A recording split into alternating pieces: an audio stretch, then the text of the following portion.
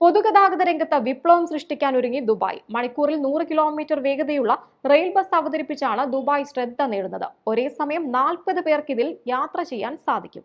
മദിനത്ത് ജുമൈറയിൽ നടക്കുന്ന ലോക സർക്കാർ ഉച്ചകോടിയിലാണ് ബസിന്റെ മാതൃക അവതരിപ്പിച്ചത്.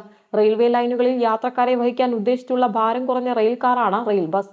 ബസ്സിന് 2.9 മീറ്റർ ഉയരവും 11.5 മീറ്റർ നീളവും ഉണ്ടാകും. മണിക്കൂറിൽ 100 കിലോമീറ്റർ വേഗം കൈവരിക്കാനാകുന്ന ബസ്സിൽ ഒരേ സമയം 40 പേർക്ക് യാത്ര ചെയ്യാം. സോളാർ പാനലുകൾ ഘടിപ്പിച്ച റെയിൽവേ ട്രാക്കുകളിലൂടെയാണ് അത് സഞ്ചരിക്കുക. ഡ്രൈവർ ഇല്ലാതെയാണ് ഇവ പ്രവർത്തിക്കുന്നത്. മറ്റ് ഗതാഗത സേവനങ്ങളുമായി താരതമ്യപ്പെടുത്തുമ്പോൾ ചിലവും കുറവാണ്. നിശ്ചയദാർഢ്യമുള്ളവർക്കായി പ്രത്യേക സൗകര്യങ്ങളുമുണ്ട്. സ്റ്റോപ്പുകൾ, കാലാവസ്ഥ, സമയം എന്നിവയുമായി ബന്ധപ്പെട്ട തത്സമയ വിവരങ്ങൾ നൽകാൻ സീറ്റുകൾക്ക് മുകളിലായി സ്ക്രീനുകളുമുണ്ട്. തടസ്സമില്ലാത്തതും കാര്യക്ഷമവുമായ ഗതാഗത സേവനങ്ങൾ നൽകുന്നതിന് മറ്റു പൊതുഗതാഗത സംവിധാനങ്ങളുമായി ബസ്സിനെ സംയോജിപ്പിക്കും. നഗരപ്രദേശങ്ങളിലെ ഗതാഗതം സുഗമമാക്കാനുള്ള സുപ്രധാന ചുവടുവയ്പ്പാണിത്. പരിസ്ഥിതി സൗഹൃദ ഗതാഗത സൗകര്യങ്ങൾ വർദ്ധിപ്പിക്കാനുള്ള RTA ശ്രമങ്ങളുടെ ഭാഗമാണിത്.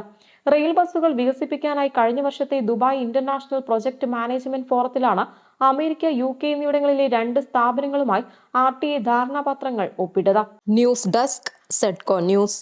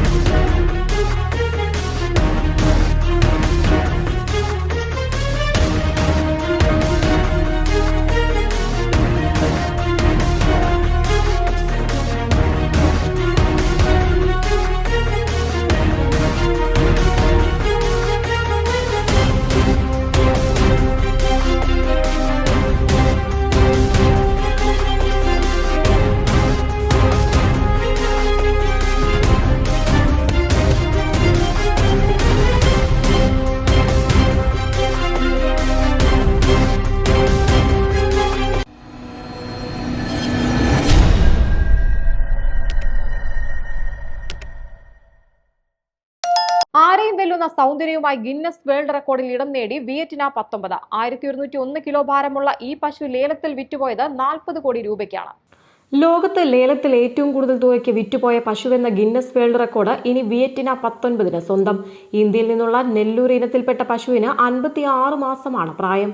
ബ്രസീലിലെ മിനാസ് ഗെറായസിൽ നടന്ന ലേലത്തിലാണ് ഇവൾ 40 കോടി രൂപയ്ക്ക് വിറ്റുപോയത്. ടെക്സസിൽ നടന്ന ചാമ്പ്യൻ ഓഫ് വേൾഡ് മത്സരത്തിൽ മിസ് സൗത്ത് അമേരിക്ക പട്ടം സ്വന്തമാക്കിയ സുന്ദരി കൂടിയാണ് ഇവൾ. 1101 കിലോഗ്രാമാണ് ഭാരം. വെള്ള നിറവും അയഞ്ഞ തൊലിയും വിയറ്റ്നാമിയുടെ പ്രത്യേകതകളാണ്. ഉഷ്ണമേഖലാ കാലാവസ്ഥയോട് പൊരുത്തപ്പെട്ടു ജീവിക്കാനുള്ള കഴിവും ഉയർന്ന രോഗപ്രതിരോധ ശേഷിയും നെല്ലൂർ പശുക്കളുടെ സവിശേഷതയാണ്. ഇതാണ് ലേലത്തിൽ പൊന്നും വില കൊയ്തെടുക്കാൻ കാരണം. News desk, Sedco news.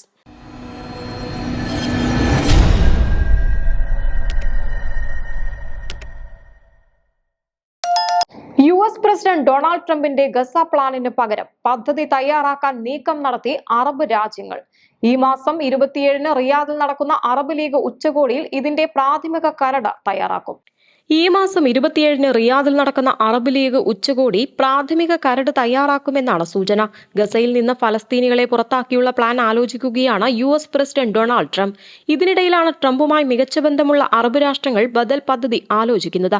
ഗസയിൽ നിന്നും ഫലസ്തീൻ ജനതയെ പുറത്താക്കാനാകില്ലെന്ന് അറബ് രാജ്യങ്ങൾ നിലപാടെടുത്തിരുന്നു. എങ്കിൽ ബദൽ വഴി പറയാമെന്നാണ് ട്രംപിന്റെ നിലപാടെന്ന് US state secretary macro Rubio പറഞ്ഞിരുന്നു. ഈ പശ്ചാത്തലത്തിൽ കൂടിയാണ് അറബ് രാജ്യങ്ങൾ ഗസയുടെ പുനർനിർമ്മാണം, ഭാവി ഭരണം എന്നിവയിൽ ചർച്ചയ്ക്കൊരുങ്ങുന്നത്. വിഷയത്തിൽ ഈജിപ്ത് കരട് തയ്യാറാക്കിയിട്ടുണ്ട്.